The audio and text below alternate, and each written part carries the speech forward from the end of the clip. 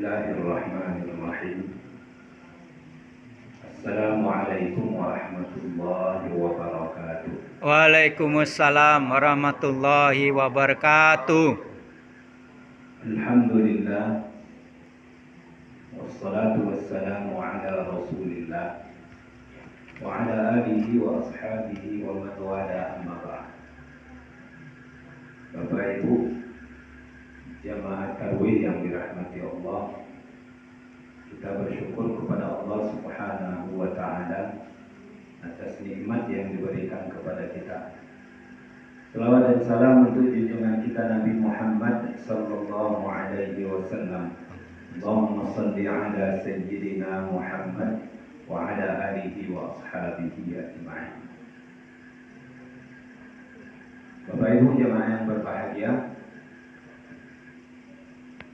kita sudah terasa di penghujung bulan Ramadan. Di awal-awal Ramadan dahulu kita ingat bahwasanya para ulama mengatakan idza asyraqat bidayatuhu asyraqat nihayatuhu.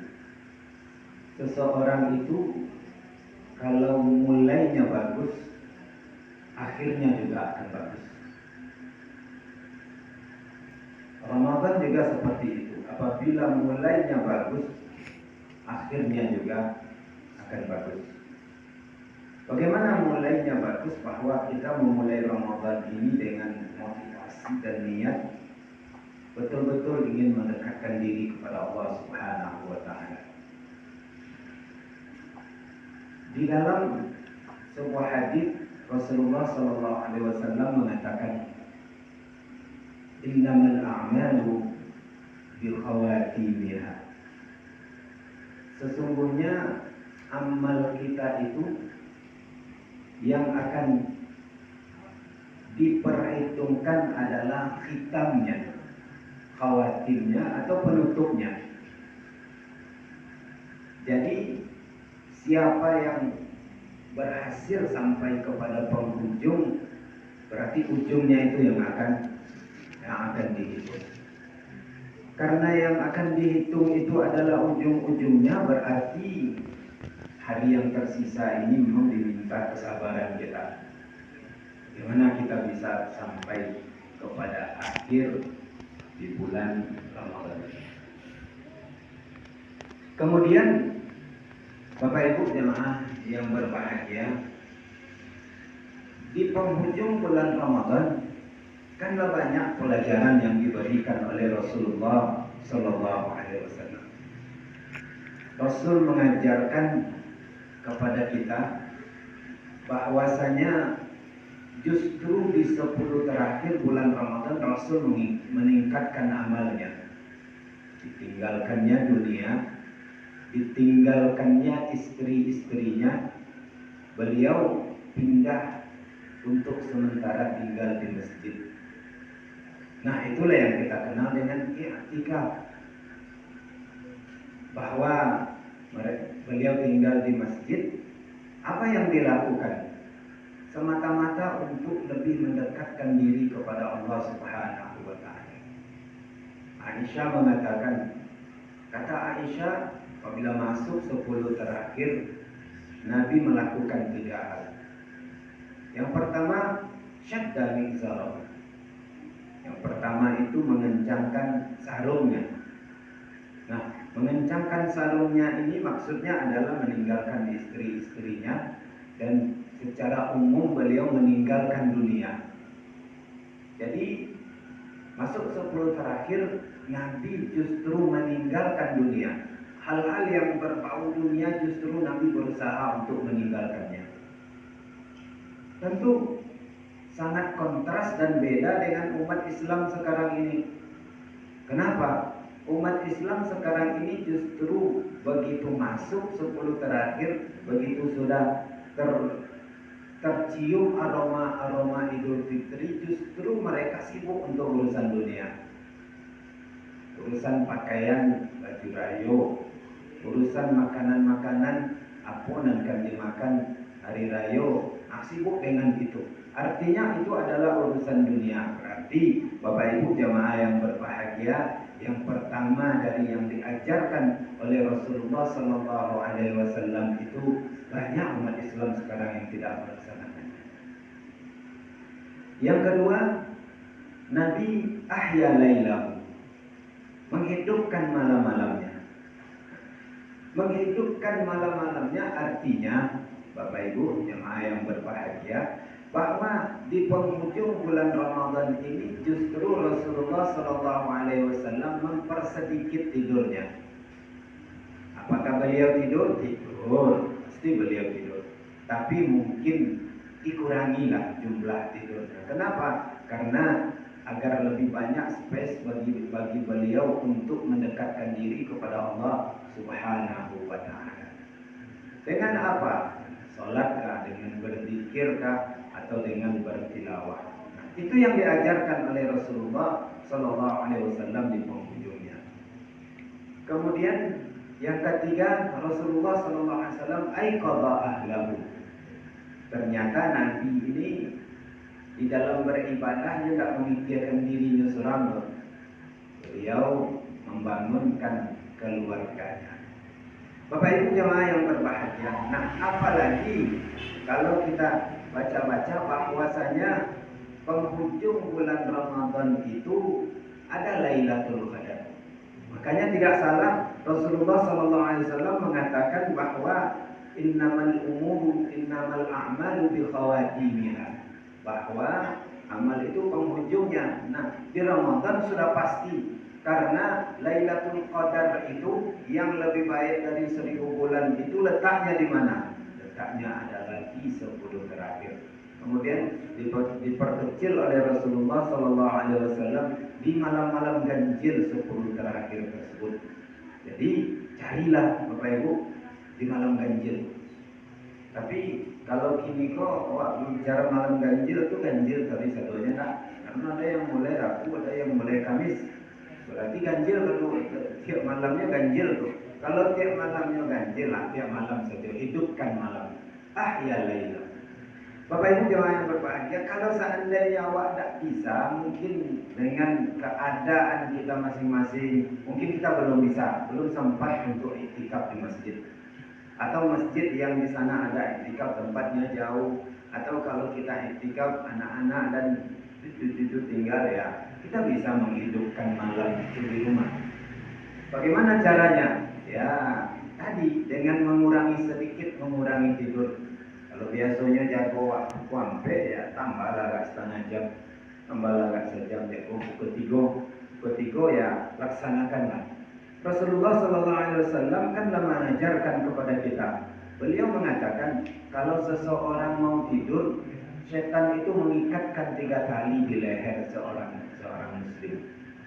Nah, tali yang ketiga ikatan itu, bagaimana cara untuk melepaskan ikatan itu? Yang pertama kata Nabi, kalau lata jago berzikir, artinya kita baca doa. Apa doa? Ketika kita bangun tidur, alhamdulillahilladzi ahyana ba'da ma amatana wa ilaihi nusyur. Atau kita baca zikir-zikir yang lain. Jadi Nabi kalau zikir itu justru melepaskan ikatan yang pertama. Kemudian setelah itu kita berjalan berwudu. Setelah berwudu lepas lagi ikatan yang kedua. Dan setelah berwudu sholatlah minimal 2 rakaat. Di sholat malam ini Nabi Muhammad SAW walaupun beliau kalau mencontoh beliau kalau melaksanakan sholat kan sampai bengkak kakinya. Bagaimana Aisyah menceritakan kepada kita. Bagi kita justru beliau mengatakan sholat 2 rakaat raka'ataini khafifatain, atau 2 rakaat yang ringan saja. Nah, kalau kita bisa menambahnya alhamdulillah. Kalau tidak 2 rakaat itu cukup. Sholat apa itu? Semuanya bisa. Sholat tahajud bisa, sholat hajat bisa, sholat istikharah bisa, sholat taubat bisa, atau dikumpulkan semuanya juga bisa. Kumpulkan semuanya, sengaja aku sholat usolli, sholat taubat, sholat tahajud, bisa dikumpulkan semua karena dia sholat sunnah. Yang tidak bisa dikumpulkan sholat wajib tidak bisa dikumpulkan. Bapak Ibu jemaah yang berbahagia, kemudian yang ketiga tadi membangunkan keluarganya. Jadi kalau yang dulu terjago ibu, jagokan bapak yang terjago dulu, jagokan ibu. Yang penting Bapak Ibu jemaah yang berbahagia, Rasul ingin memahamkan kepada kita bahwa yang terbaik dari segala sesuatu itu adalah penghujungnya. Ramadan ujungnya tadi yang terbaik kan. Bagaimana orang bisa mendapatkan yang terbaik dari awal tadi? Kalau dia komit, dia konsisten, walaupun tidak banyak aja tuh masuk, dia tetap konsisten melaksanakan sholat tarawih. Kemudian setelah terbangun disempatkan 2 rakaat tahajud dulu, sempatkan berzikir, atau sedang bekerja disempatkan untuk berzikir. Nah, orang-orang itulah yang akan mendapatkan yang terbaik di penghujung bulan Ramadan itu. Bapak Ibu jemaah yang berbahagia. Nah, berkaca kita dari Ramadan ini, nah, ternyata kehidupan manusia juga seperti itu. Ide awak itu sama seperti itu. Bagaimana sama seperti itu? Bahwa yang terbaik dari hidup kita itu yang mana? Penghujungnya. Innamal a'malu bikhawatimiha. Bahwa kehidupan seseorang yang terbaik adalah di ujung hidup. Mana ujung dari hidup kita? Ujung hidup kita adalah ketika kita meninggalkan dunia ini. Ketika kita sedang ikhtidar, ketika kita sedang sakratul maut, nah itulah yang akan dinilai oleh Allah Subhanahu wa taala. Makanya Bapak Ibu jemaah yang berbahagia, kita di dalam hidup ini Rasulullah SAW selalu mengajarkan kepada kita bahwa doa di penghujung di setiap sujud kita atau di sujud terakhir kata Rasulullah jangan lupa membaca doa. Doanya adalah Allahumma inni as'aluka husnal khatimah. Jadi di sujud terakhir itu kita kata Nabi jangan tinggalkan doa ini. Tapi yang dimaksud dengan sujud terakhir itu adalah biasanya ketika kita sujud di sholat sendiri kita. Sebab kalau kita berjamaah tidak mungkin kita membaca doa yang panjang sekali sehingga kita ketinggalan oleh imam. Kita tidak boleh tinggal oleh imam. Kita tidak boleh berbeda rukun kita dengan imam. Kita sujud kemudian panjang bacaan doanya. Imam berdiri sudah separuh membaca Al-Fatihah, tidak boleh. Nah, imam itu harus diikuti. Jadi Bapak Ibu jemaah yang berbahagia, doa di sujud tadi Allahumma inni as'aluka husnal khatimah. Kita meminta kepada Allah untuk diberikan husnul khatimah. Yang kedua, Allahumma rzuqni taubatan nasuha qabla al-maut. Di sujud terakhir juga salat sendiri kita minta kepada Allah untuk diberikan taubat nasuha sebelum mati. Jadi sebelum mati kita minta taubat nasuha. Dan yang terakhir doanya adalah Allahumma ya muqallibal qulub tsabbit qalbi ala dinik. Wahai Allah, zat yang memutarbalikkan hati, tetapkanlah hati saya kepada agama-Mu. Nah, itu yang kita minta karena kita sadar bahwa penghujung hidup itulah yang terbaik. Imam Ibnu Qayyim mengatakan bahwa seseorang itu dia akan mati sebagaimana dia hidup dan dia akan dibangkitkan kembali kelak sebagaimana dia mati. Jadi kita mati ini sebagaimana kita hidup. Maksudnya sama dengan Ramadan tadi, bahwa ketika seseorang menginginkan kehidupan penghujung hidupnya itu adalah baik, dia harus memperbaiki perbuatan-perbuatannya di hari-hari. Sebab para ulama mengatakan manusia ini ketika dia mati, dia sebagaimana dia hidup. Matan nasu bima ya'ishu bi. Kebiasaan itu akan datang kepada seseorang ketika dia akan mati.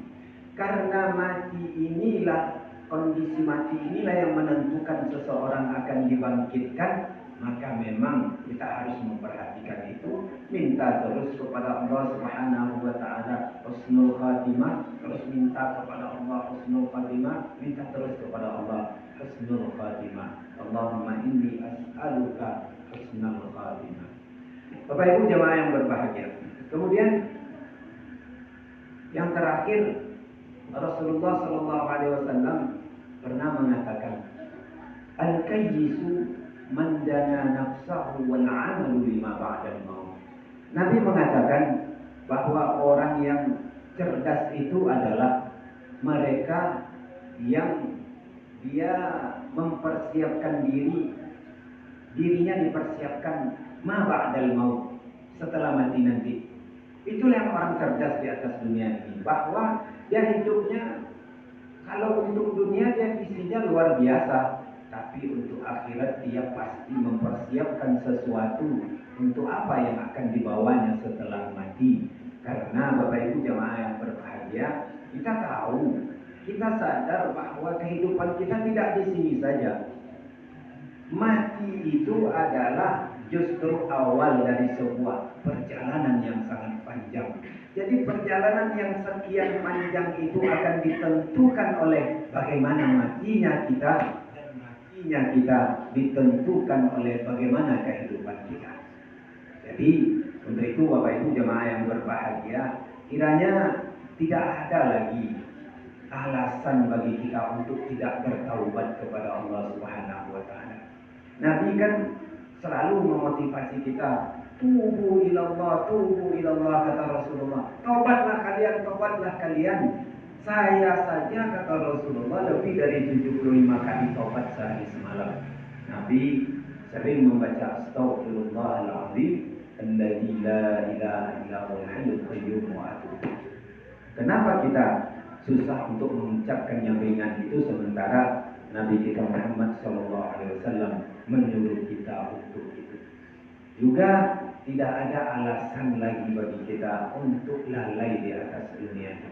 Bapak Ibu jemaah yang berbahagia, kita sudah belajar mungkin hampir 1 bulan lamanya. Nah, ini momentum yang luar biasa Bapak Ibu jemaah yang berbahagia. Yang kita pelajari dalam 1 bulan itu, dia akan menjadi kebiasaan kita kelak setelah habis Ramadan ini. Nah, tinggal kepada kita, apakah kita mau mempertahankan itu atau tidak. Kalau dilepaskan, nanti kalau sudah masuk Syawal, kalau kita ingin melapihkan selero, niscaya lapihlah selero.